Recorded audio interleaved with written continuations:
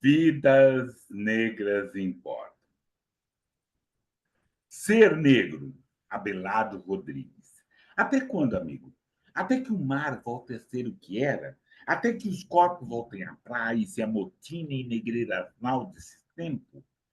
Ah, um alvo em nossas forças recapeadas de fraquezas brancas. Posso medir e serem torrentes de uma dor prostrada, violentada, mas que na primavera será um dado, uma lança, um raio laser. Ser negro, Abelardo Rodrigues. Salve! Meu nome é Plínio Camilo. Eu tenho o prazer de apresentar Nota de Escurecimento Gerações. E essa conversa muito boa e necessária, eu estou oferecendo a Irci Almeida e Nani Ribeiro. E eu tenho o prazer de conversar com Petrônio Domingues. Salve, Petrônio! Bem-vindo, querido! Salve!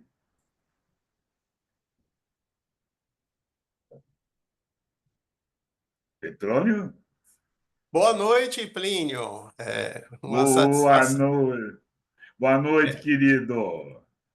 é uma satisfação poder estar participando desse bate-papo contigo aqui no Notas de Escurecimento Gerações. E não é só uma satisfação, não é uma alegria, é uma honra poder estar dialogando contigo sobre questões negras, sobre questões raciais, racismo, antirracismo. E faço endosso às suas palavras iniciais. Vidas negras importam.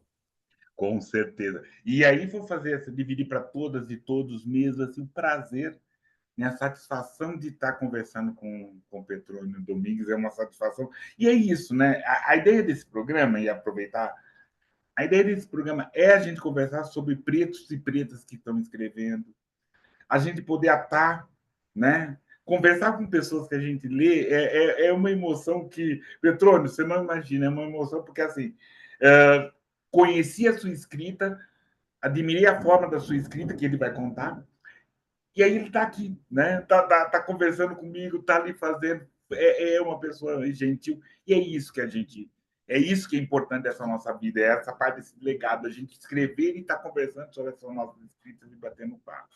Petrônio, eu peço, se apresente, por favor.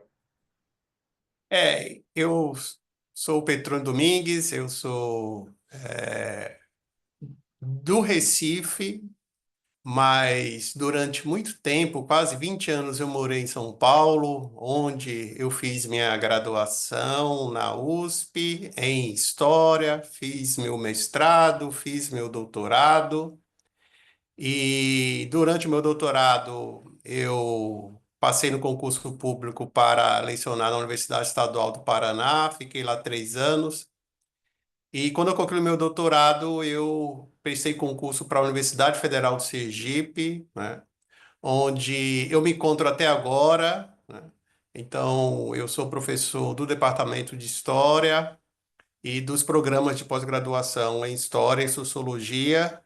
E do ponto de vista da minha atuação acadêmica, eu me especializei, e isso é desde a graduação lá na USP, meu interesse sempre foi estar lendo, discutindo as questões que envolvem a experiência negra no Brasil e a experiência negra na diáspora. Então, eu me especializei nesse campo. Fiz meu mestrado, defendi meu mestrado em 2001, né? Tive uma grata honra de ter na minha banca examinadora um intelectual que, para mim, na época, era um ícone, que era o Clóvis Moura, um dos maiores intelectuais negros da história desse país.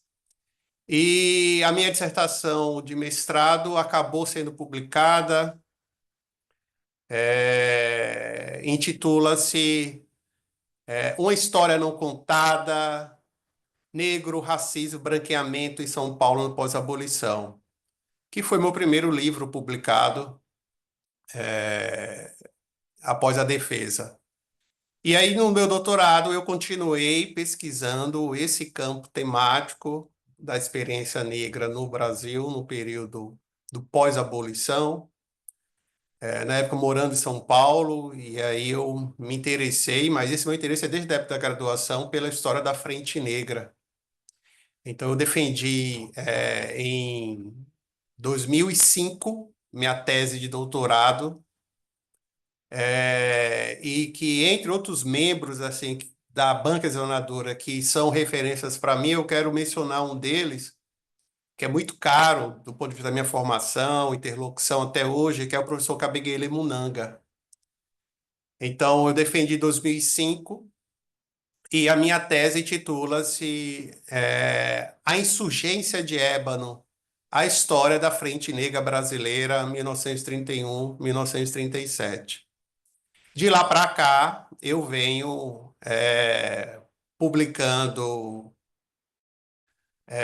textos sempre nesse campo temático, importante frisar isso, porque eu me especializei, é minha praia, do ponto de vista da investigação, da pesquisa. E eu já publiquei alguns livros e textos referente, portanto, essa experiência negra aí é para além de São Paulo, portanto, esses meus textos abordam essa experiência negra em vários lugares do Brasil, mas também, obviamente, eu já publiquei sobre a Frente Negra, artigos acadêmicos,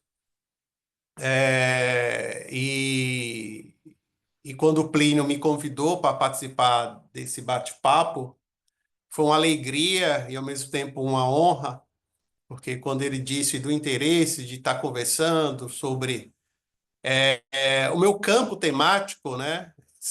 Saiba que foi com muita satisfação que eu recebi o convite e me coloquei de chofre à disposição para poder estar aqui dialogando contigo, Plínio. Não, sou eu que agradeço. E vamos fazer, porque essas indicações, esse primeiro livro dele, que ele falou do mestrado, é importante para você poder entender essa questão negra. E não é só isso.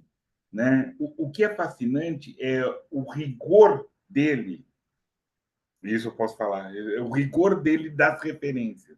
E de trazer isso que nós precisamos também. Porque a gente vai recobrar o nosso trabalho é recobrar essa memória, essa ancestralidade, porque falar desses outros negros que pisaram a terra, bateram a terra para a gente é muito importante, mas essas referências, esses cruzamentos, essas informações que o Petrônio traz para a gente, que é muito enegrecedor. Né? Para mim foi muito enegrecedor, Petrônio. Né? E estar com você aqui. E eu acho que é isso. Os elogios são poucos ao trabalho do Petrônio. Petrônio, me conte assim, então, quem é essa frente negra? O que é essa frente negra? Né? Como ela surgiu ou se formou, por favor? A Frente Negra ela foi fruto de uma somatória de esforços de pessoas negras, a princípio na capital paulista, que insatisfeito com aquele estado, né, de preterimento da população negra, do mercado de trabalho formal, da vida política institucionalizada, da vida social, que em vários estabelecimentos havia interdições para a presença negra. Então, descontente com aquele estado de marginalização no período pós-abolicionista, descontente com aquele estado de acirramento, tensões raciais que havia em São Paulo nas primeiras décadas do século XX e que foram intensificadas com a vinda dos imigrantes, que passaram a ter preferência no que diz respeito à sua inserção no mercado de trabalho formal em São Paulo, portanto, descontente frente a esse estado de coisa, um grupo de pessoas negras resolveu, então, criar uma instituição, uma entidade para defender seus direitos. Mas somente a reação ao preconceito de cor, que é o termo da época, na época não era popularizado o termo racismo, e sim preconceito de cor. Mas a gente vai usar racismo com esse sinônimo, respeitando como o vocabulário da época. Mas não se tratava apenas de uma reação ao racismo. Sem dúvida, a, essa mobilização racial tinha esse caráter, esse sentido de estar lutando e denunciando o racismo em São Paulo. Mas também, além da Frente Negra dever ser entendida como uma postura de reação ao racismo, ela também teve uma postura propositiva, aí que tem a ver com as experiências de associativismo negro da população negra em São Paulo, que remonta ao período do Império, mas que ganha força, ganha maior pujança no pós-abolição. De modo que surgiram dezenas de centros cívicos, agremiações recreativas, clubes, instituições culturais, é, e que, em comum, promoviam a união das pessoas negras. Em comum, promovia a afirmação de uma identidade negra em São Paulo, que em comum promovia a valorização dessa subjetividade negra em São Paulo, que em comum buscava afirmar a população negra na esfera pública em São Paulo. Então, pode-se dizer que já havia uma tradição negra em São Paulo. A Frente Negra tem que ser lida como fruto de um acúmulo de experiências negras e que deságua na sua criação em 1931 e ela vai se estender até 1937. A princípio, ela vai surgir em um prédio, duas salas apenas, em um prédio que funcionava na Praça da Sé, mas diante da quantidade de pessoas negras que se inscreveram, se afiliaram, assinaram suas fichas de afiliações, não, que esse número foi no acrescente, a direção resolveu, então, mudar de endereço, porque essas duas salas eram alugadas, e aí resolveram se transferir para hoje, onde funciona a Casa de Portugal, na Avenida Liberdade, que também fica próximo à Praça da Sé, e que, na época, era um prédio gigantesco para o padrão arquitetônico da época. Então, quem tiver curiosidade, eu recomendo, vá visitar a Casa de Portugal, porque você vai se impressionar com a pujança do prédio. Isso em 2025. O que pensar para a década de 30? A imponência, a altivez, aquela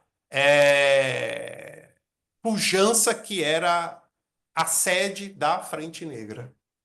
Não, e é muito interessante também notar para todas e todos que a gente está começando essa conversa, é que é, essa região onde estamos na Praça é muito próxima dessa região Liberdade onde estava onde todos onde começaram todas as questões negras que estavam ali, as igrejas. Então é uma região, e a Casa de Portugal um pouco mais ali na frente dessa região da Liberdade também. Então é uma região de centro que né, eram regiões negras de São Paulo, né? Isso é muito interessante, muito importante para a gente notar, né? Isso. E principalmente assim, a Frente Negra não começou, ela deu essa continuidade, essa experiência que teve. Né? Teve antes vários outros clubes, alguns que até associações que funcionam até hoje, mas já existiam. E a Frente Negra foi uma que chegou. Por favor, querido. Você tem total razão, Plínio. A Frente Negra, ela se destacou, mas definitivamente não foi uma experiência isolada. Então, na décadas aí de 20, a principal ou instituição que antecede a Frente Negra chamava-se Centro Cívico Palmares, que existiu de 26 a 29.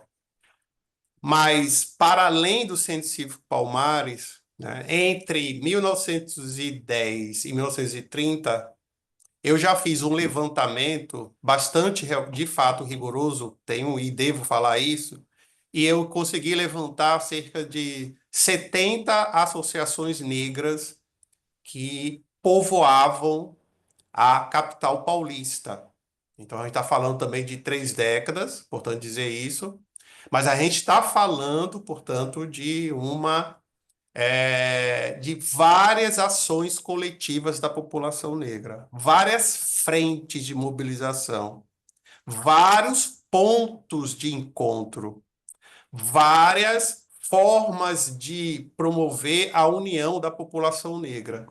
Então, chama atenção para isso porque quando a gente se depara com a experiência histórica da Frente Negra, a gente, a princípio, pensa que a Frente Negra foi um ponto fora da curva, no sentido de que ela surgiu do nada. E aí eu faço questão de frisar que a Frente Negra não deve ser lida por esse prisma.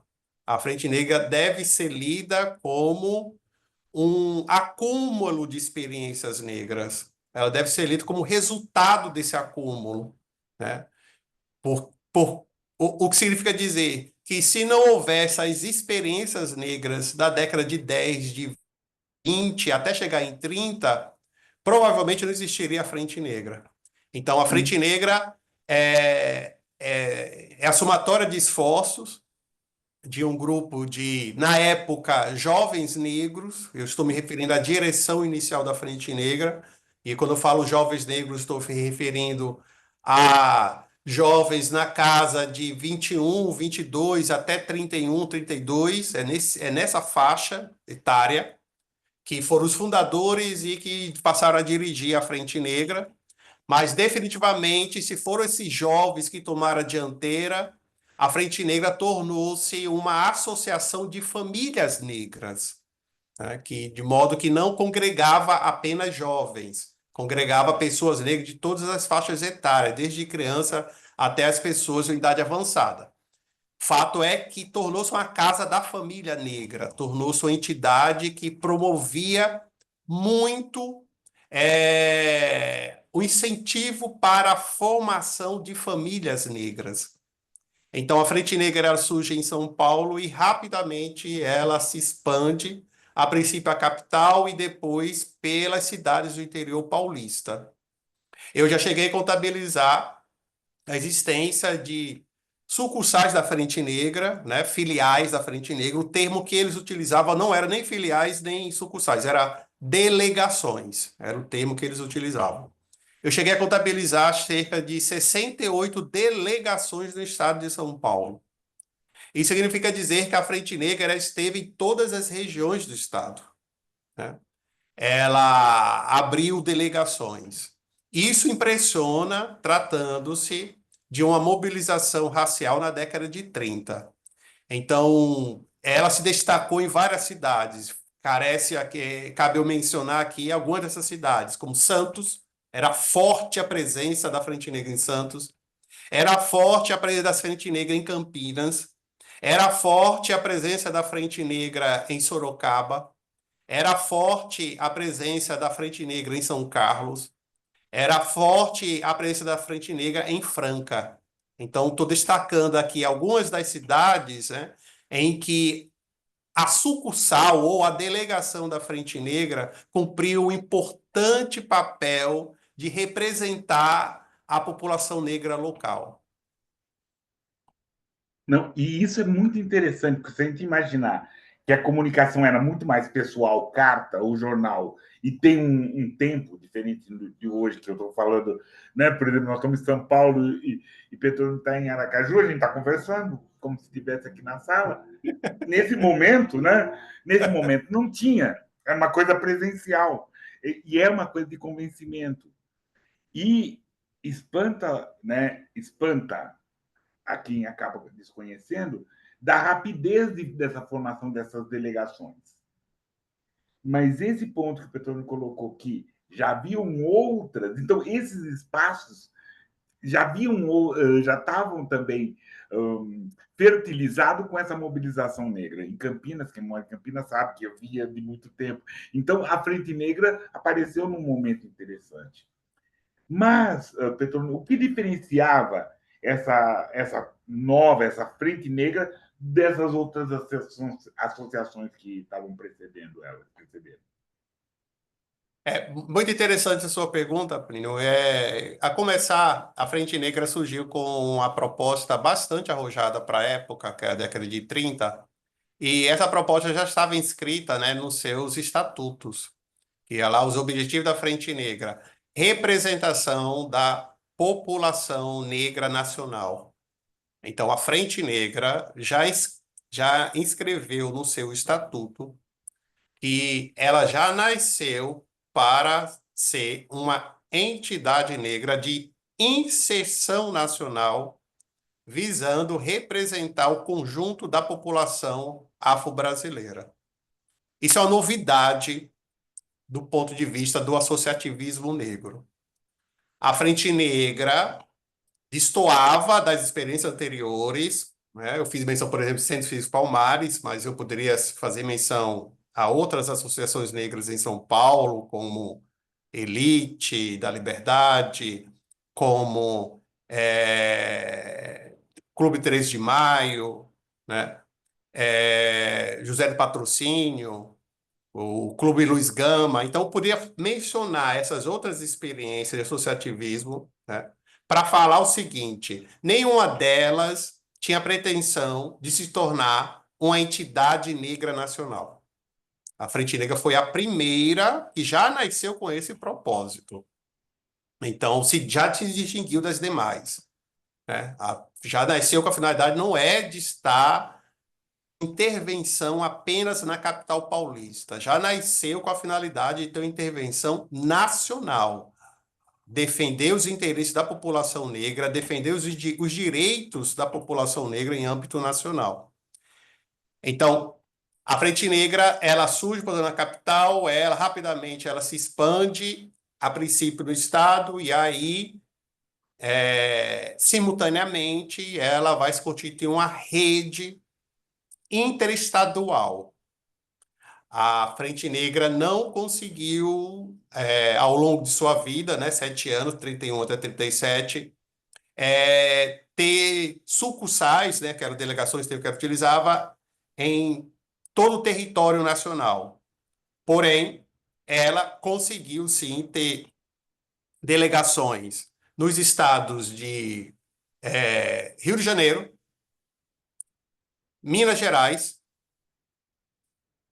Espírito Santo, e ela inspirou associações homônimas, mesmo nome, portanto, em outros lugares, a saber, Frente Negra Baiana, surgiu em Salvador, a Frente Negra Pelotense, que surgiu no Rio Grande do Sul, né? E a Frente Negra Pernambucana, que surgiu no Recife, sob a batuta do Solano Trindade. Então, essas outras experiências de associativismo, suas lideranças, na época, declararam publicamente que estavam se inspirando na experiência bem-sucedida da Frente Negra de São Paulo. Então, a Frente Negra serviu de espelho, a Frente Negra serviu de referência, ícone em termos de associativismo negro no Brasil. Então, essas três que eu mencionei aqui, a forma até de homenagear a Frente Negra foi adotar homônimos. Frente Negra Pernambucana, Baiana, Pelotense, homônimos, para que não se tenha dúvida do seu alinhamento do ponto de vista político, do ponto de vista identitário com a Frente Negra paulista. Porém, a Frente Negra inspirou outras dezenas de associações pelo Brasil afora, né? Dezenas. Então, sem sombra de dúvida, a Frente Negra chegou a reunir um número significativo de pessoas negras. Não há consenso entre os especialistas em torno do número total de pessoas que se afiliaram à Frente Negra. Então, como eu disse, quando ela surge lá em 2 salas na Praça da Sé, dezenas de pessoas negras acorreram à Frente Negra para se afiliarem, se associarem. Ao longo da vida da Frente Negra, 7 anos, e aí os especialistas, quem já fez pesquisa, não chegaram no consenso. Vou mencionar dois desses especialistas. Florestan Fernandes, no livro A Integração do Negro em Sociedade de Classes, argumenta que a Frente Negra chegou a reunir de 100 a 200 mil pessoas negras. Eu, particularmente, acho essa estimativa exagerada. De qualquer forma, é uma das estimativas que existe, que é a do Florestan Fernandes. Na década de 70, um brasilianista, né, que são esses estrangeiros que pesquisam a história do Brasil, e em um especial se destacou Michael Mitchell, né, um afro-estadunidense. Ele chegou a morar em São Paulo, chegou a entrevistar, por exemplo, José Correia Leite, que ainda estava vivo em São Paulo, para falar, inclusive, sua experiência com a Frente Negra, e realizou pesquisas sobre a população negra em São Paulo no período pós-abolicionista, e defendeu uma tese nos Estados Unidos. A tese nunca foi traduzida e nunca, portanto, foi publicada. Enfim, mas é nessa tese que ele vai argumentar que a Frente Negra chegou a reunir cerca de 15 a 30 mil, ele chega a 15 mil afiliados, 15 mil afiliados. E argumenta que a sucursal de Santos chegou a ter até 5 mil filiados. Em entrevista para uma outra pesquisadora, falei que ia mencionar dois pesquisadores, dois especialistas, agora vou mencionar o terceiro. Eu falei, então, já mencionei do Florestan Fernandes, Michael Mitchell, agora Regina Paim Pinto realizou importante pesquisa sobre o associativismo negro em São Paulo período pós-abolicionista e reservou um capítulo grande para falar sobre a Frente Negra. Esse livro dela virou livro, foi a tese de doutorado dela defendida na USP. E ela chegou a entrevistar Francisco Lucrécio, que participou da diretoria da Frente Negra Brasileira. E Francisco Lucrécio fala para Regina Paim que a Frente Negra chegou a ter cerca de 30 mil afiliados. O que é que eu quero chamar a atenção, Plínio? Os números são significativos para um movimento social da década de 30. São números dessas estimativas que vão de 15 mil, passando por 30 mil, até o que eu julgo exagerado, 100 a 200 mil, números que, sem sombra de dúvida, ficam além da capacidade de mobilização que tinha na época o movimento sindical, em termos de reunir pessoas nos sindicatos, em termos de reunir pessoas nos partidos da esquerda da época, em termos de reunir pessoas no movimento em defesa das mulheres na época, já havia uma organização, mas eram movimentos vanguardistas que reuniam um número reduzido de pessoas. No item número de pessoas que foram arregimentadas pela Frente Negra, a Frente Negra, aí sim, é uma experiência sui generis. O associativismo negro paulista até a Frente Negra é marcado por reunir nas instituições, nas associações, nos clubes, agremiações, de dezenas a centenas, não passa disso. Não passa disso. Que foi o caso, por exemplo, Cif Palmares, que foi o caso do Clube 3 de Maio, que foi o caso do Elite da Liberdade. Não passava de uma centena de afiliados. A Frente Negra chegou a regimentar milhares de pessoas negras. Algo extraordinário, tratando-se de uma mobilização racial na década de 30. Não, interessante, assim, eu quero. Mas como? O que você está percebendo assim? O que motivou isso? Né? Tem alguma coisa. O que motivou assim desses clubes? Foi essa ideia, essa juventude, esse arrojo desse grupo? O que mobilizou essa pronta adesão?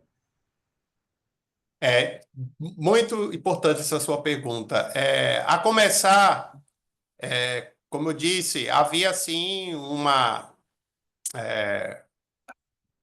diria que grande expectativa em torno de que a população negra fosse se insurgir contra o estado de coisas, né? Relacionado, obviamente, ao racismo, relacionado, obviamente, à sua privação de direitos, relacionado, obviamente, a seu estado de subcidadania. Então, havia a expectativa de que, em algum instante, essa população negra iria, sim, se levantar contra esse estado de coisas. A Frente Negra, a meu ver, funcionou como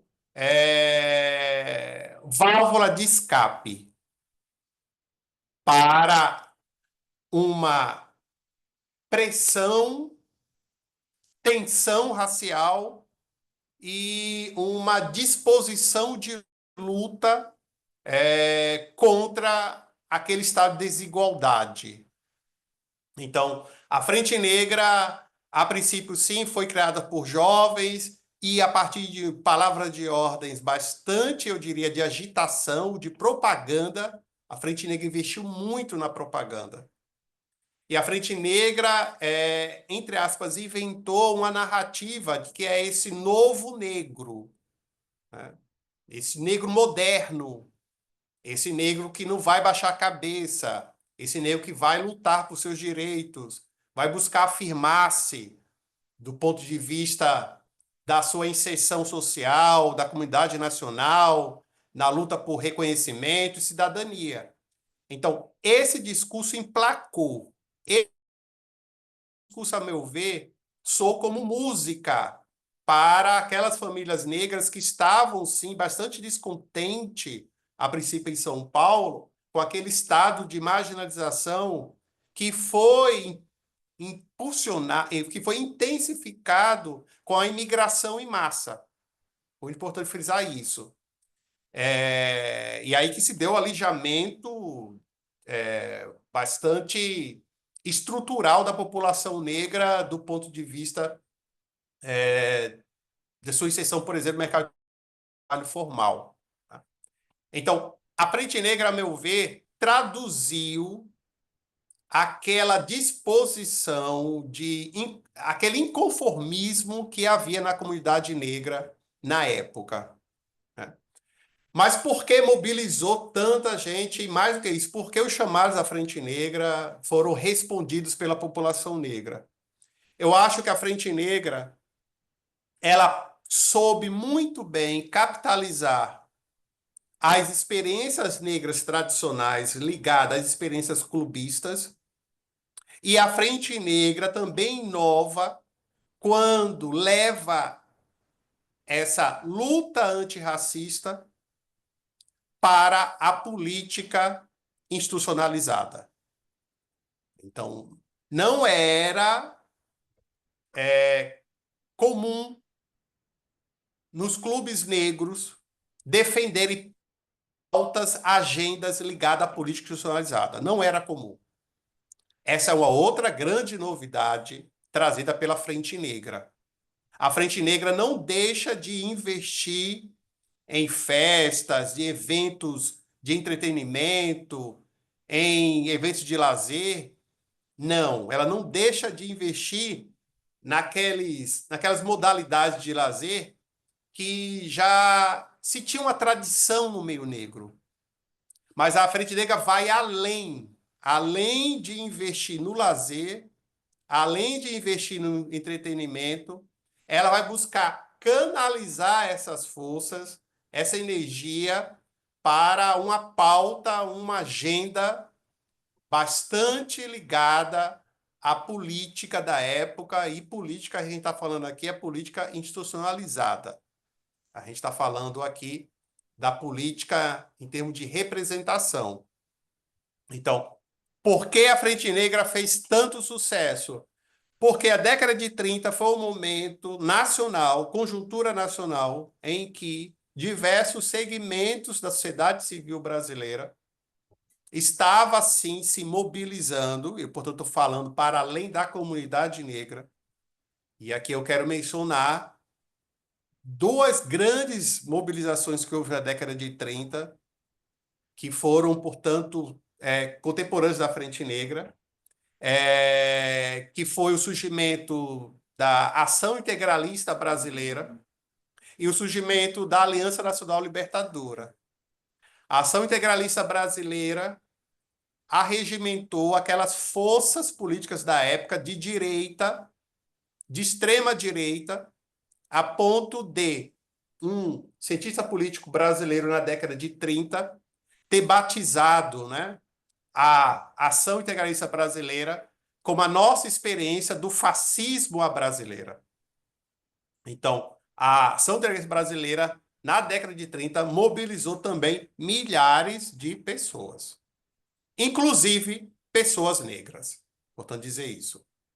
Já, por Uhum. sua vez, do outro espectro, o outro polo, que é a Aliança Nacional Libertadora, reunia as forças que a gente chama hoje de esquerda. Ela era liderada pelo Cavaleiro da Esperança, o Luiz Carlos Prestes, o principal ícone do Partido Comunista brasileiro, e ele que liderava a Aliança Nacional Libertadora. Também a Aliança Nacional Libertadora recrutou milhares de pessoas. Então, na década de 30, foi um momento de grandes mobilizações da sociedade civil, e a população negra não ficou à margem dessa história. Pelo contrário, a população negra, diante daquele quadro de polarização, de embates, de tensões, de mobilizações negras, a população negra entendeu que a melhor via era investir no associativismo negro. Era definir um programa próprio, um projeto antirracista próprio, um projeto de nação próprio, um projeto próprio de nação.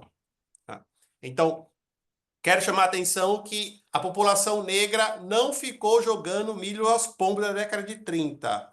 A população negra criou seus próprios canais de mobilização, participação e atuação, sempre visando intervir de maneira proativa no cenário nacional. A Frente Negra foi, antes de mais nada, um instrumento que a população negra teve na década de 30 de estar intervindo e reivindicando em prol do direito da população negra. E aí que é interessante você principalmente colocar, porque é uma crítica, ou pelo menos uma crítica, não, uma má leitura sobre a Frente Negra que se tem, de que ela estava mais polarizada para um lado. O Petrônio colocou muito bem essa posição, essa questão da prioridade desse olhar, dessa prioridade disso. Porém, também colocou como estava esse momento. Nós estamos vindo depois de 18, da questão da Rússia. Estávamos depois de 22, de todo aquele passeio que o cara. Passeio não, me desculpa. Mas todo aquele trabalhar que o Carlos Prestes fez. Então, estava a questão não polarizada, sabe assim, mas existindo e trabalhando da esquerda, direita, meio, centro. E aí nós também temos essa posição de uma primeira associação negra com esse olhar político e com uma posição negra, né? Antecipando, né? Ou pelo menos baseando o que Sueli Carneiro falou, né? Entre a esquerda e a direita eu sou negro. Então, isso que foi interessante, isso que é interessante ver nessa questão da Frente Negra. Mas, assim, e como que era, se você puder falar, como que era essa direção, esses jovens? Eles estavam em algum lado, estavam vindo de um lado ou também tinham essas contribuições? A Frente Negra, ela nunca foi assim um reduto de pensamento único do ponto de vista da sua orientação política e ideológica. Na Frente Negra é possível você identificar vários grupos, né? A gente identifica uma pluralidade de ideias, a gente identifica uma diversidade de pensamento, a gente identifica, portanto, né, diversos correntes de pensamentos que estavam representadas na Frente Negra brasileira. A saber, cabe assim falar. Você tinha na Frente Negra desde pessoas negras que eram ligadas à direita, né? E aqui cabe sim dizer que teve Frente Negrino, o termo frente negrino era deles próprios, não é, esse termo não é meu, é como eles se autodeclaravam, se auto-apresentavam, frente negrinos. Então, havia desde frente negrinos que eram ligados ao espectro político, né, que a gente chama de direita ou extrema-direita, que é o caso da época, isso, né, integralismo, até o oposto, né, de frente negrinos que eram militantes do Partido Comunista na época, né? E aí a gente tem aí todo, eu diria, matizes político-ideológicos também povoando a Frente Negra, participando da Frente Negra. Você vai encontrar pessoas negras, que era o caso do José Correia Leite. Ele se reivindicava socialista. Então, ele não era membro do Partido Comunista. A gente já está falando de um outro espectro. Ele se reivindicava socialista, né? E participava de um grupo que era o grupo ligado ao Clarim da Alvorada. Mas também você vai ter, enfim, lideranças da Frente Negra que eram ligadas aí aos grupos liberais da época, aos grupos que formavam na época o Partido Democrático, né, que é dessa época, em São Paulo, e que também formava, e até tinha simpatia pelo o Partido Republicano Paulista, que reunia mais os setores ligados à elite, setores liberais de São Paulo. Então, estou querendo afirmar categoricamente que havia uma pluralidade ideológica na Frente Negra brasileira. Seu primeiro presidente, Arlindo Veiga dos Santos, ele se reivindicava, né, conservador, ele se reivindicava monarquista, né, muito importante frisar isso, e ele se reivindicava alguém liberal, né, conservador, liberal, e que ele presidiu a Frente Negra com mão de ferro, também é importante dizer isso. Logo no início, ele travou embate, o grupo dele travou embate com o grupo do José Correia Leite, que não tinha simpatia pelas ideias do Arlindo Veiga dos Santos, não nutria o mínimo simpatia, travou embate, saiu derrotado no embate, o grupo José Correia Leite, foi quando o José Correia Leite ele pediu a desfiliação, ele se afastou, quer dizer, literalmente se afastou da Frente Negra, foi logo do início. E o grupo do Arlindo Veiga dos Santos tornou-se hegemônico. Então, embora a Frente Negra, ela, em toda a sua história, tenha sido marcado por a presença de uma pluralidade de ideias, é possível você identificar aqueles grupos que, durante o período, exerceram um papel hegemônico na instituição, né? Então, a princípio, foi o grupo do Arlindo Veiga dos Santos, né? E que, na época, ele defendia uma aproximação da Frente Negra com Getúlio Vargas, o então presidente da República. Por que defendeu a aproximação com o então presidente da República? Porque entendia-se que Getúlio Vargas tinha um projeto nacionalista. E no projeto nacionalista de Getúlio Vargas havia lugar para a população negra. A leitura que eles faziam do Getúlio Vargas é que o Getúlio Vargas ele rompeu com aquelas oligarquias racistas, né, que marcaram a história da Primeira República. Eles chegaram a escrever no jornal da Frente Negra, o jornal A Voz da Raça, que aquela oligarquia da Primeira República era de escravocratas, que queriam ficar tratando o negro como se ele ainda fosse um escravizado em plena década de 30. Então, eles não tinham o mínimo de simpatia pela elite política brasileira da Primeira República, a ponto de acusar essa elite política brasileira de promover a exclusão da população negra, o alijamento, marginalização, privilegiar a vinda de imigrantes, investir, né, colocar recursos públicos para financiar, patrocinar a vinda de imigrantes em detrimento da população nacional.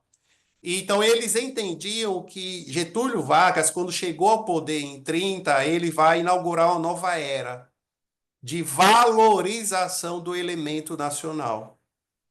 É por essa via que as lideranças da Frente Negra entendiam que Getúlio Vargas abria espaço para uma interlocução e negociação com a população negra. E eles buscaram aproveitar esse espaço de interlocução. Como? Reivindicando audiência. E Getúlio Vargas vai receber o secretário-geral da Frente Negra em 1934, no Rio de Janeiro. É, é a primeira vez que uma entidade negra na história do Brasil ela é recebida em audiência por um presidente da República. Quem foi representando a Frente Negra foi o secretário-geral, então secretário-geral Isaltino Veiga dos Santos. E ele levou um programa de reivindicações que a população, que a Frente Negra se arvorava, se apresentava como porta-voz do conjunto da população negra brasileira. E aí apresentou um programa. Getúlio Vargas, enfim, ouviu atentamente quando, né, nessa reunião, nessa audiência, tal. E a partir daí, Getúlio Vargas ele adotou algumas medidas para coibir algumas das políticas discriminatórias que campeavam na época, a saber, Getúlio Vargas, né, consta que Getúlio Vargas determinou que em São Paulo, a então Guarda Civil, que é o termo da época, que depois mudou a nomenclatura, né, mas que corresponde à polícia, mas na época o termo era Guarda Civil, contratasse imediatamente 200 pessoas negras. A denúncia da Frente Negra é que havia uma interdição. A Polícia Civil em São Paulo adotava uma política segregacionista. E aí, após essa audiência, a partir da ordem de Getúlio Vargas, deu-se o ingresso de dezenas de pessoas negras na Guarda Civil em São Paulo. Assim como os rinques de patinação em São Paulo, que na época era uma febre, uma coqueluche em termos de opção de lazer, de diversão das famílias paulistas na época, tal. Os rinques de patinação que funcionavam no centro de São Paulo, né, não permitiam a presença de pessoas negras. E aí, a partir da ordem de Getúlio Vargas, após a audiência, os rinques de patinação foram obrigados a permitirem que a população negra também participasse desse programa de lazer.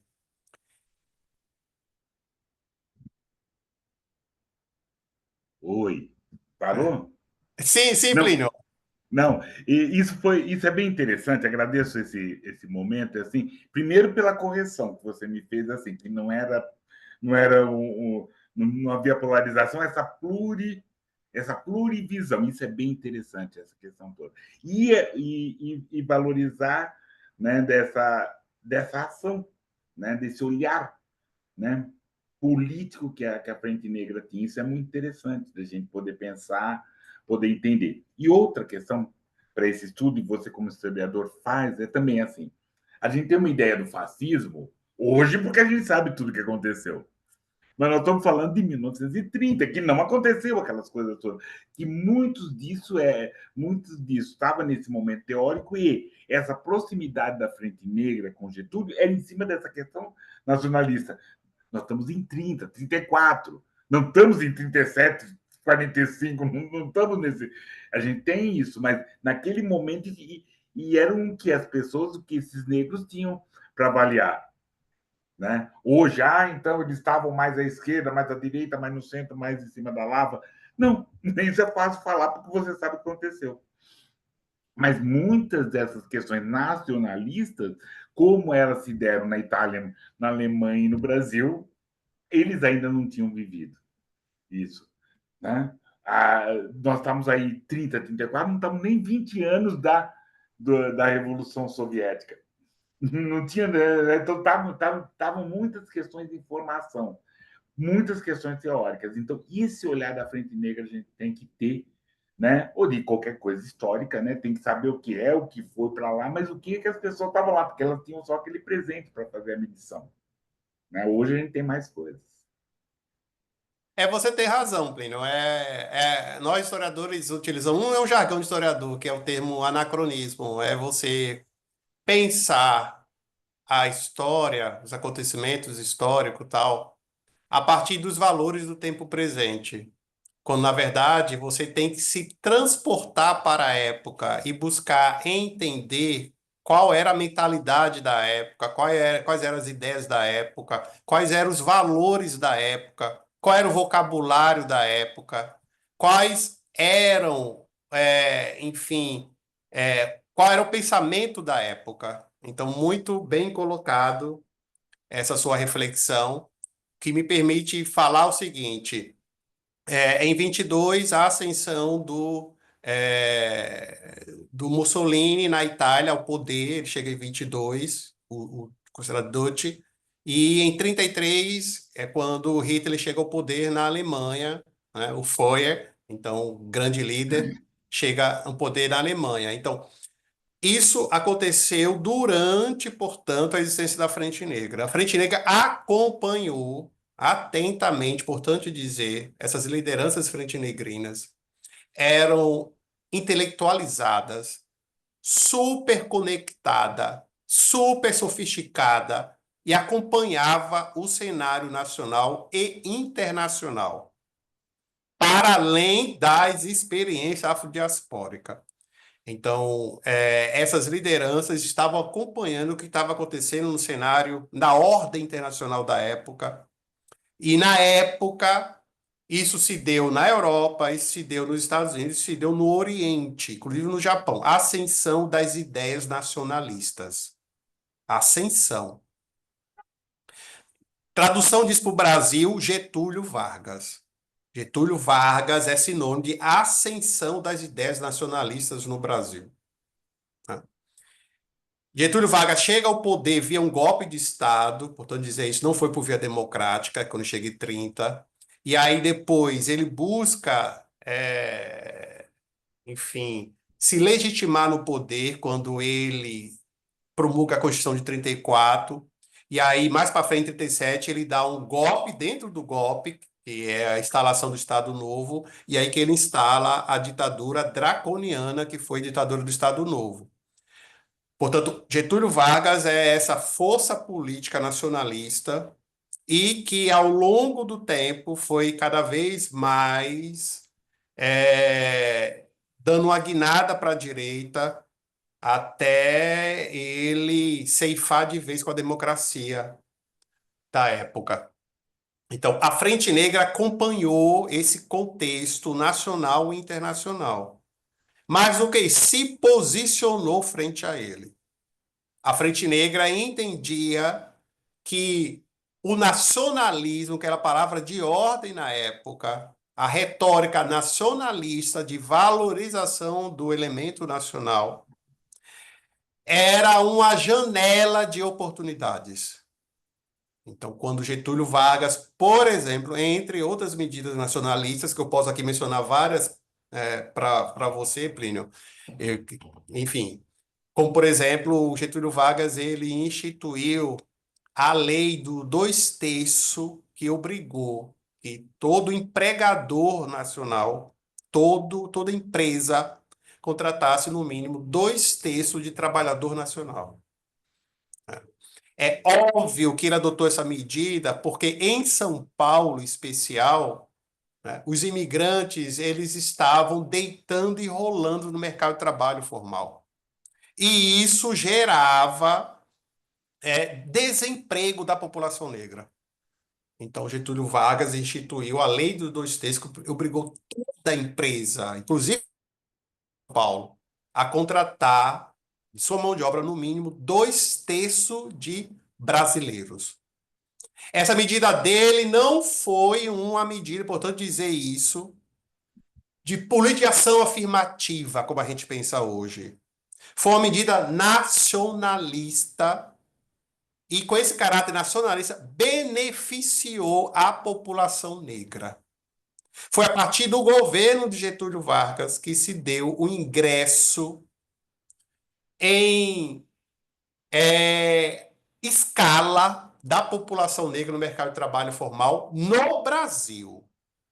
Até então, esse ingresso se dava de maneira individual, de maneira episódica. Foi a partir de Getúlio Vargas que essa população negra passou a ingressar no mercado de trabalho formal, o que significa dizer, passou a trabalhar com carteira assinada, passou a trabalhar com direitos trabalhistas e etc.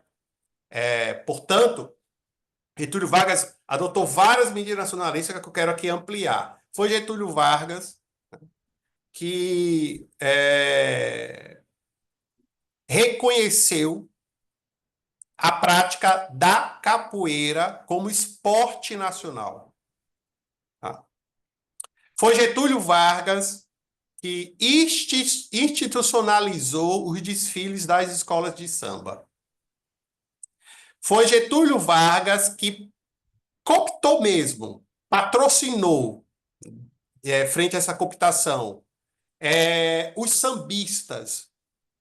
Foi Getúlio Vargas que promoveu o samba como uma expressão genuína dessa musicalidade nacional. Foi no governo Getúlio Vargas que abriu o primeiro canal de interlocução com as religiões afro-brasileiras e particularmente com a Umbanda. A Umbanda foi criada no governo Getúlio Vargas. Foi Getúlio Vargas que proibiu uma tradição do futebol brasileiro, que era a proibição da presença negra na seleção brasileira. Getúlio Vargas, com a postura até intervencionista no que hoje é a CBF, na época era outro nome, era outra sigla, quando foi participar de um campeonato sul-americano, e aí, diante da denúncia que, mais uma vez, o selecionado nacional estava impedindo a presença de jogadores negros, Getúlio Vargas teve uma postura intervencionista, obrigou a convocação dos jogadores negros. Então, é a partir de todos esses acenos para a população negra, o último que eu preciso mencionar aqui, que foi Getúlio Vargas, que adotou a Nossa Senhora Aparecida, essa Santa Preta, como a padroeira da nação. Foi Getúlio Vargas. Então, é a partir desses vários acenos simbólicos, mas também acenos concretos, medidas concretas que Getúlio Vargas adotou com caráter nacionalista, portanto dizer isso, e que essas medidas nacionalistas tiveram um caráter, na época, antirracista.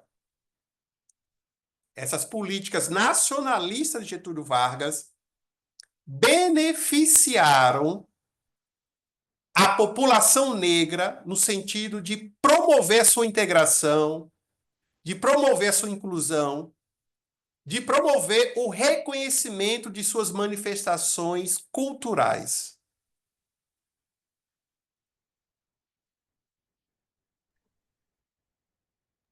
Eu acho ótimo essa pausa dramática que você faz. Isso é ótimo. Essa pausa dramática que é para lá de interessante, Petrone, por quê? Eu fico imaginando, né, para todos e todas que estão nos vendo, essa questão assim, como a gente via Getúlio e ele fez isso, o que é isso, como que foi, onde está.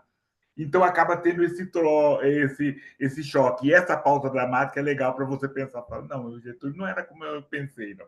Não, ou ele era, ele é também. Né? E isso que é interessante da gente estar podendo trazer esses nossos caminhares ou por onde os nossos antepassados, né, andaram, e também ter essa compaixão, né, eu digo, esse entendimento do que eles entendiam naquele momento, do que eles percebiam, do que eles avaliavam nesse momento. E o Petrônio falou, não eram pessoas inteligentes, eram pessoas. Não, isso sempre foi. Mas eram pessoas antenadas, a palavra foi legal. Eram pessoas antenadas do que estava acontecendo no mundo e no que eles focadas nisso. Somos diferentes, né? Somos todos negros, mas somos diferentes. E isso era interessante dessas questões. Querido, vou pedir uma licença para você, né?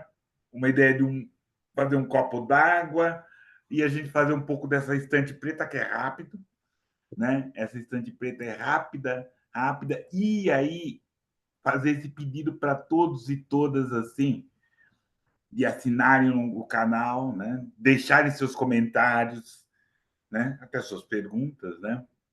E essa estante preta, né? Vamos falar sobre isso, sobre livros da Frente Negra brasileira, depoimentos, entrevistas e textos, né? Entrevistas, né? Do Márcio Barbosa, de editora Quilombo hoje. As entrevistas são os depoentes Aristides Barbosa, Francisco Lucrécio, José Correia Leite, Marcelo Orlando Ribeiro e Platindo Damasceno Mota.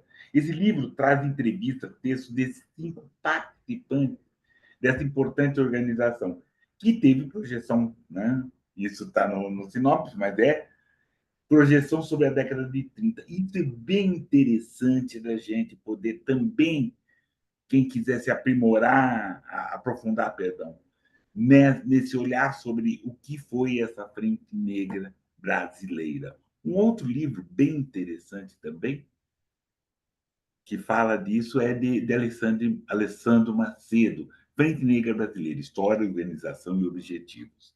Editora Redelp. Fala também sobre isso, traz essas questões. Esse trabalho é de várias vidas. E, por fim, O Cavaleiro Negro, Arlindo Veiga dos Santos, né, que o Petrônio falou, né, que a Teresa traz todo esse olhar, né. O Arlindo ele nasceu em 1902, faleceu em 1978, né, e que formou essa frente negra, né, que ele tinha uma educação formal, uma capacidade retórica, talentos literários e artísticos. A gente até já falou um pouco dele aqui, e como ele fundou, e o Petrônio tá mostrando, né, a firmeza, o olhar dele, que era muito interessante. E esse trabalho da Teresa, né, que ela fala sobre os periódicos do Progresso, Clarim da Alvorada, né, Voz da Raça, e permitir perceber essa atuação do Arlindo Veiga dos Santos. Esses são desses livros muito importantes para a gente poder conversar, falar. Editora Alameda, Cavaleiro Negro, Arlindo Veiga dos Santos, por Teresa Malaquian. E é isso, querido. Continue, por favor. Ah, você mencionou agora, Plínio, né, livros que são referências. Eu achei que a escolha, né, que você fez foi bastante feliz. Quero comentar aqui dois desses livros, né, que são assim leituras obrigatórias para quem quer se especializar na temática. Aconselho veementemente o livro da Frente Negra, né, organizado pelo Márcio, que reúne depoimentos de ex-frente-negrinos, os remanescentes, muito importante os depoimentos que eles dão, porque eles falam a partir de suas experiências, né, de terem participado da organização. E eles exerceram vários papéis, né, cumpriram várias funções dentro da instituição, portanto, a gente vê histórias a partir de diversas angulações. Então, bem interessantes esses depoimentos. Aconselho veementemente as pessoas que têm interesse de conhecer mais sobre a Frente Negra, estar lendo os livros. Esse primeiro livro foi indicado, que são os depoimentos dos remanescentes da organização. E o terceiro livro é de uma historiadora amiga, a Teresa Malatian, que escreveu, né, sobre o Arlindo Veiga dos Santos, que é uma figura fascinante em todos os aspectos históricos, né, que eu estou aqui cumprindo o papel de estar fazendo análise histórica. Então, Arlindo Veiga dos Santos, ele era, enfim, do interior de São Paulo, de Itu, e ele, por conta da ajuda que recebeu quando, na infância, ele estudou em escola jesuíta lá em Itu, e aí ele migrou para a capital paulista, e aí, em função dessa formação sólida dele, ele chegou a fazer curso superior, né, no antigo Faculdade São Bento, que hoje corresponde à da PUC, né? E aí ele fez também carreira como professor, atuava como jornalista, como escritor, como crítico literário, atuava como filósofo. Então ele era um intelectual negro erudito. Da sua geração, era um dos mais eruditos. Ele escreveu dezenas de livros. E a imagem que está na capa do livro da Teresa Maratian é justamente o momento que ele está fundando a Frente Negra. Ele jovem, 26 anos. Ali a imagem é de um jovem negro de 26 anos. Já com curso superior, já com nível de erudição que impressionava seus interlocutores no meio negro e fora do meio negro, porque ele tinha trânsito, circulava nas rodas da intelectualidade negra, da intelectualidade negra e também da intelectualidade branca paulista. Não, e isso é para lá de interessante, para a gente poder escurecer bastante a posição do Alírio, que às vezes é bem embranquecida, que só entra numa de um lado só. Eu acho bem interessante, também concordo. Esse livro ele traz essa questão, e queira ou não queira, não concordo, concordo com algumas coisas, mas é muito interessante saber, né, dessa erudição que se tinha, que ele tem, né? E que, por exemplo, nem é citado, ele e outros, nem não são citados ou são na Semana de Arte Moderna. Ele estava ali. Não, né? Não tinha, não se falava, né? Não se aconteceu. Então, isso também, eu sempre gosto de colocar, isso também mostra como que a Semana de Arte Moderna foi um evento nem do centro de São Paulo, ali do Teatro Municipal e arredores, dessa elite, dessa oligarquia, né, desses filhos dessa oligarquia. Isso é bem interessante se mostrar, né, como foi interessante e era interessante essa postura que a Frente Negra tinha dessa prioridade desse negro, assim. Beleza, estamos aí, estamos lá com essa Frente Negra firme, forte, né? Temos a a Constituição de 34, aí tem o golpe de 37, porque também 37, quem percebeu, é um dos marcos da Frente Negra que o Petrônio colocou. Tá, 37, o que aconteceu que essa Frente Negra é um ponto que você coloca, ela acabou? A Frente Negra, ela, em 36, né, na verdade, em 35, né, a Frente Negra, ela entrou no, junto ao que corresponde hoje na nossa justiça eleitoral, né, que também tinha um termo da época, mas corresponde à nossa justiça eleitoral em São Paulo, entrou com um pedido de reconhecimento como partido político. Isso foi em 1935. E a Justiça, né, Eleitoral da época de São Paulo indeferiu o pedido. E aí a Frente Negra ficou no estado de desânimo, essa que é a grande verdade, desalento, de uma frustração, tal, porque desde a sua fundação a Frente Negra já tinha o projeto de estar intervindo na política nacional, desde a sua fundação. Não é que surgiu esse ideal ao longo da história brasileira, não, é desde o início. E aí isso se materializa nesse pedido de reconhecimento do partido político, Partido da Frente Negra. partido para representar a população negra brasileira.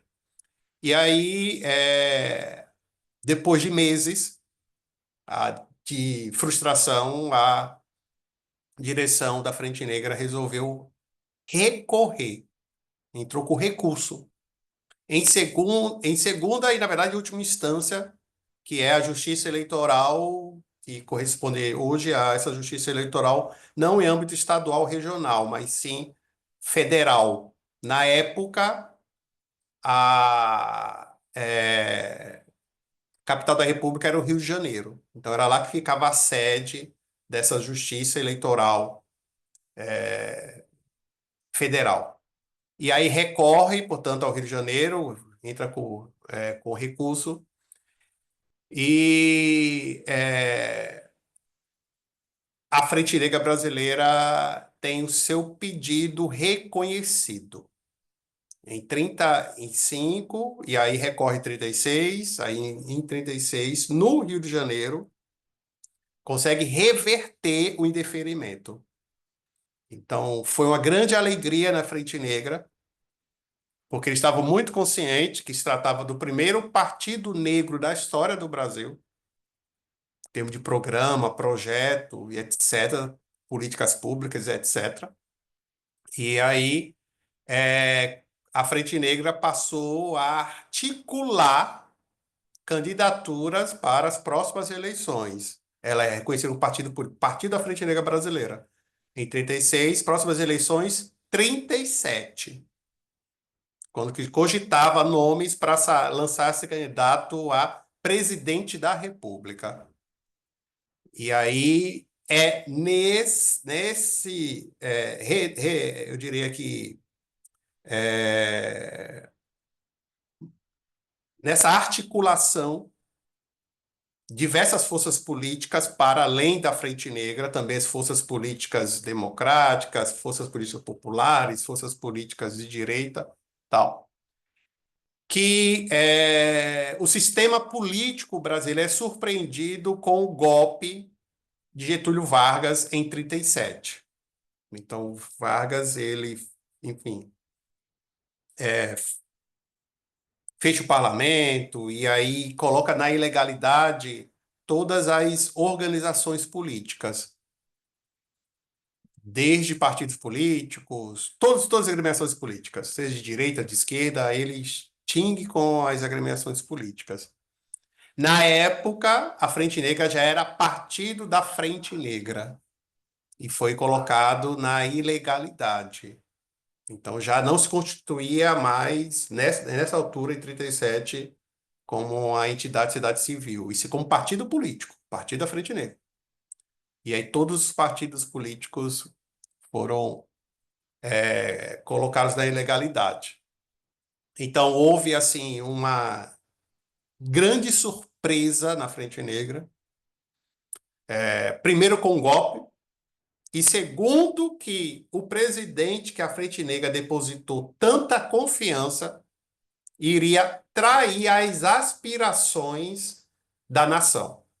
Essa foi a leitura que as lideranças frente-negrinas fizeram na época. Não se imaginava que Getúlio ia dar o golpe. E tampouco que o Getúlio iria promover a perseguição que ele promoveu às organizações políticas, entre elas a Frente Negra. Então, a Frente Negra foi obrigada a fechar suas portas, né? Na verdade, houve uma polêmica, porque tinha um grupo que não queria fechar as portas, né? E o clima da instalação do Estado Novo foi de caça às bruxas, clima de cerceamentos, prisões, torturas, né? Importante frisar isso. E aí, o grupo majoritário bateu o martelo que tinha que fechar para evitar que o Estado Novo, a ditadura do Estado Novo, né, enfim, passasse a perseguir a população negra. E aí, oficialmente, a Frente Negra ela foi extinta.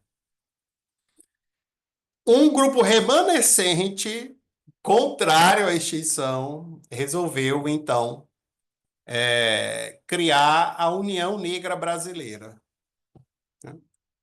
Então é importante dizer que oficialmente a Frente Negra foi extinta, mas esses remanescentes resolveram, de maneira muito renitente, resistir ali, vamos manter a União Negra Brasileira, que não teria mais um caráter político, seria um clube, seria uma instituição voltada para o entretenimento, para o lazer.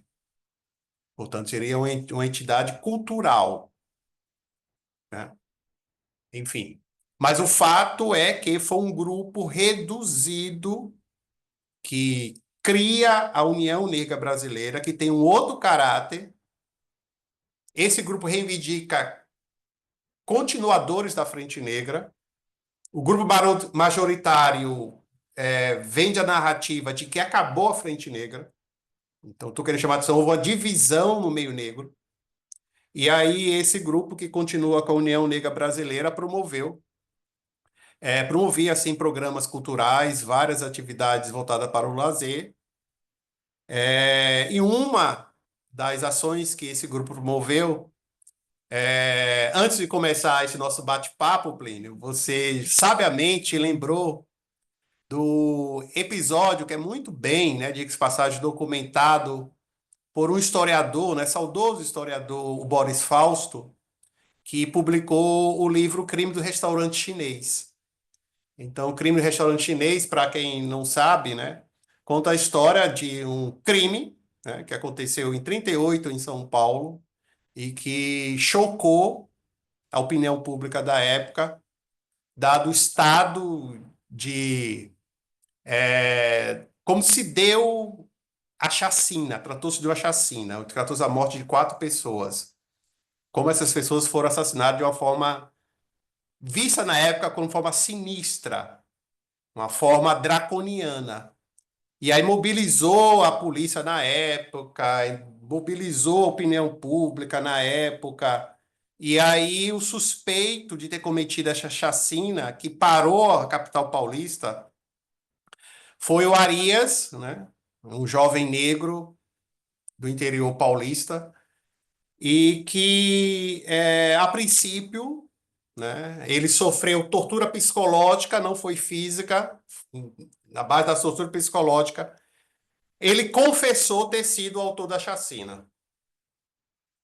Tudo que a polícia queria na época, né, que era encontrar um bode expiatório, queria dar uma resposta para a opinião pública que clamava tanto que fosse desvendado aquela chacina.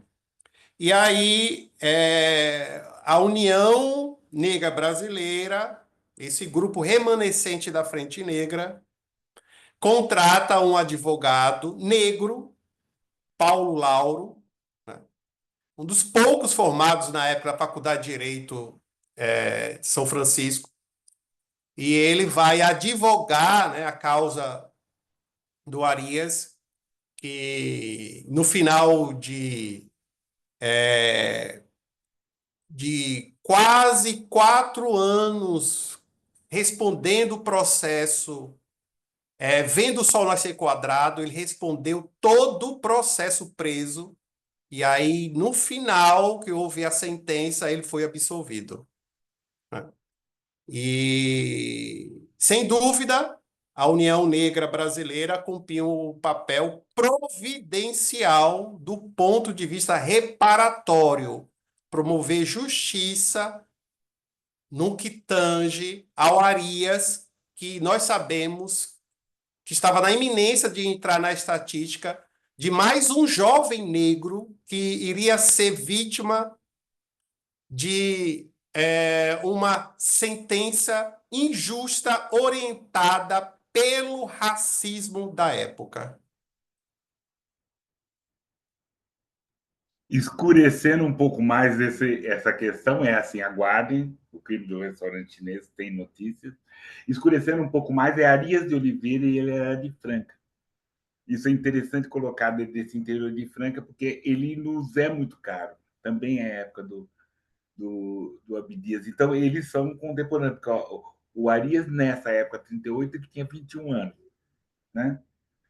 21 anos quando ele tinha. O Abdias tinha 24. Então, estavam próximos.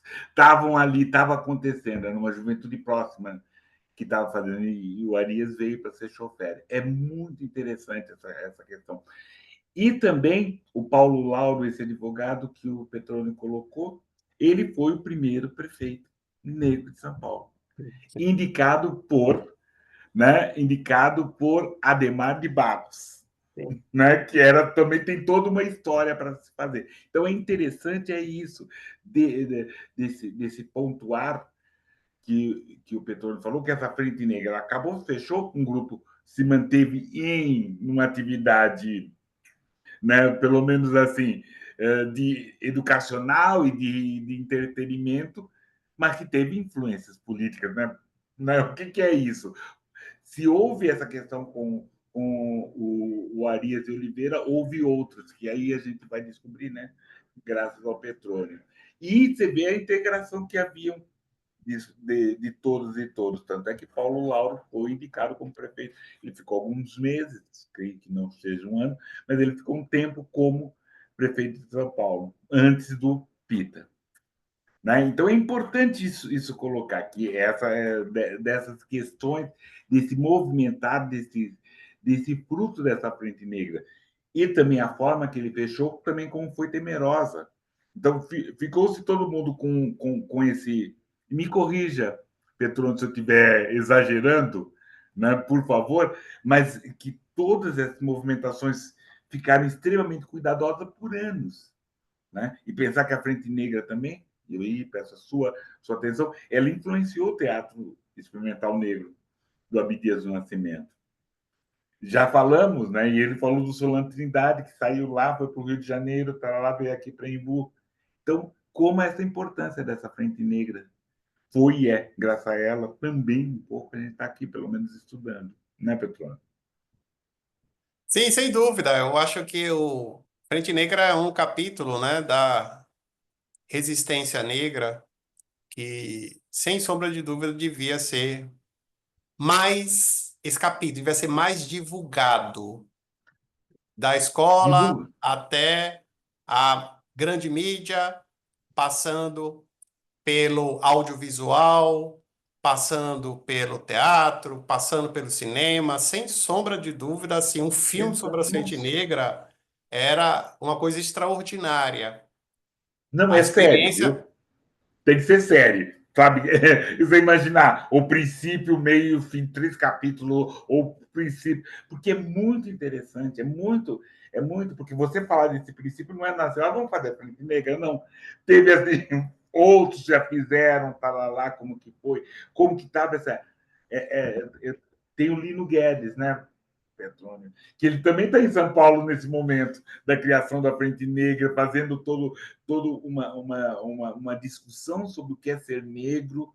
Lino Guedes, eu remonto que ele é importante nessa questão da formação da literatura negro brasileira, que ele é das pessoas que trabalham isso, mas tem uma divergência com um grupo do Rio, com a pessoa, e a forma que eles resolveram foi ruim, o Lino Guedes abandona, apesar de ter feito parte de clubes associativos lá em Campinas. Lino Guedes abandona essa luta e começa só a ficar no trabalho importante. Né? Então, tudo isso estava acontecendo. Então, estava essa perversão que na nossa formação, né, na formação de história, a gente não tem. Mesmo aqui em São Paulo, você lá e tal, teve o golpe, a Revolução Constitucionalista, 37, golpe de 37 do Getúlio e plá, a guerra. Então, a gente não tem essa questão escurecida sobre como é a participação, que foi importante dessa participação negra. Isso que é para lá de necessário, né?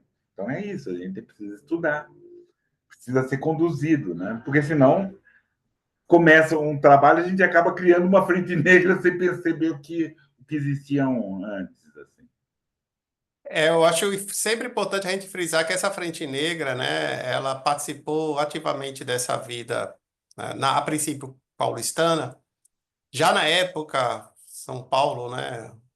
Cidade que reunia a maior diversidade cultural, étnica, populacional, né? Já na época, década de 30, e que se caracterizava por uma cidade cosmopolita e multicultural.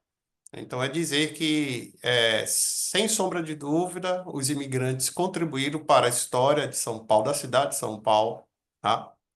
Mas a gente não pode promover o apagamento da contribuição da população negra. Nós não podemos esquecer, silenciar o papel que a população negra cumpriu na cidade de São Paulo. São Paulo, na década de 30, não era só de imigrantes. Não era só de imigrantes europeus. São Paulo também era uma cidade negra, com territórios negros, com a tradição negra, um meio negro pulsante, um meio negro viçoso, atuante, que reivindicava vez e voz, que reivindicava representação, reconhecimento.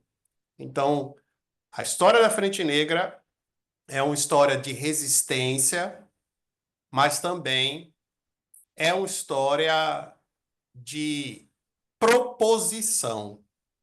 É essa população negra que sabe inventar e reinventar como fazer cultura, como fazer política, como promover sociabilidade, tendo em vista um projeto de inclusão racial.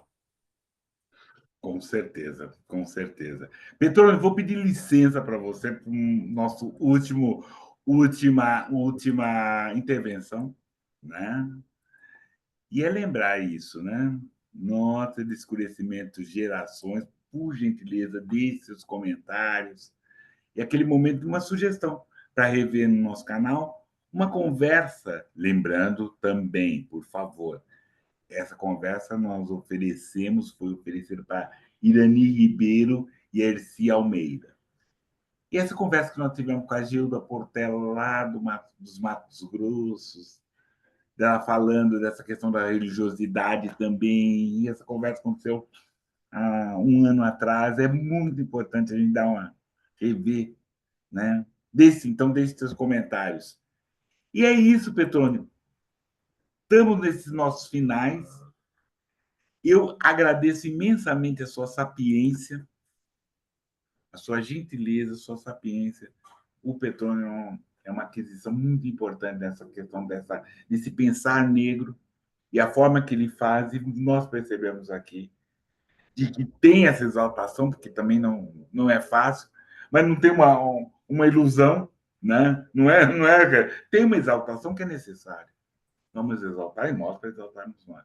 Mas também não uma questão que você não consegue mensurar e aí os críticos vão pegar, mas não, esse número não é, isso aí não cabia, não tinha ninguém, não tinha tantas. Mas foi importante. E entender também que a Frente Negra não aconteceu como geração espontânea. Ela teve pessoal, ela teve os Exus que abriram o caminho para ela, e ela foi o Exu, né? O grupo de Exus, né? O coletivo de Exus que abriram outros caminhos para a nossa discussão. E que houve momentos de tensões, houve momentos de medo.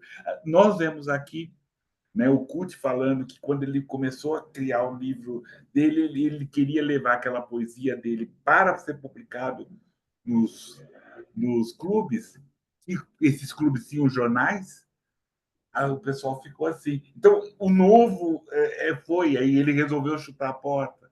Então, essa questão da importância dessa juventude, dessa inovação, mas importante também dessa nossa experiência, para você ir poder para frente. Porque só o âmbito da juventude, se você começar a estudar, você acaba inventando a roda. É tão inventivo que o que eu invento mais é a roda. Não. Por favor, vamos além. Né? Relembre principalmente os erros, revejam os erros, mas revejam os acertos. onde você já se viu em pouco tempo, 7 anos. Então, a gente sabe essa medida. 7 anos tem essa movimentação que a gente está conversando. Há mais de 70 anos está conversando sobre isso hoje. Rapidamente. E a União Negra também ela se forma rapidamente. E como ela trabalha nessa questão de capoeira, que nós vamos tá fazendo algumas coisas, está fazendo as nossas festas, a beleza negra e tudo isso que precisa ter, mas também tem uma interferência na sociedade. O exemplo do crime do restaurante chinês é um exemplo, que houve outros. Então é bem importante a gente ter essa noção, né, da importância e valorizar essa importância da coisa e ir para frente disso. Né? Até pensando, né, a ideia do Partido Negro eu não acho ruim, eu acho bem interessante para a gente poder pensar. Petrônio, muito obrigado, querido. Agradeço imensamente a sua fala. E eu até peço desculpa que eu falei demais, né, que normalmente eu não falo tanto, mas esse tema me encanta. Plínio Camilo, eu quero mais uma vez agradecer pelo convite. Para mim foi uma satisfação poder estar aqui nesse bate-papo contigo, né? Adorei como você conduziu esse nosso diálogo, né? Com a influência que lhe é peculiar. Quero, enfim, encerrar indicando, né? Eu acho que 2, 3 livros de minha autoria para quem quiser se aprofundar mais no assunto. E aí, o primeiro livro que eu vou indicar intitula-se A Nova Abolição, que foi publicado pela Selo Negro de São Paulo. E mais recentemente, eu publiquei outros 2 livros, um de 2019, intitula-se O Protagonismo Negro em São Paulo, História e Historiografia. Esse livro foi indicado como finalista do Prêmio Jabuti. Então, é um livro que teve boa repercussão na época de seu lançamento e, sobretudo, em função do prêmio, da indicação para a finalista do prêmio, também ele teve uma boa repercussão. É uma Não, obra, uma questão. Ser finalista do Prêmio Jabuti é um prêmio para nós negros.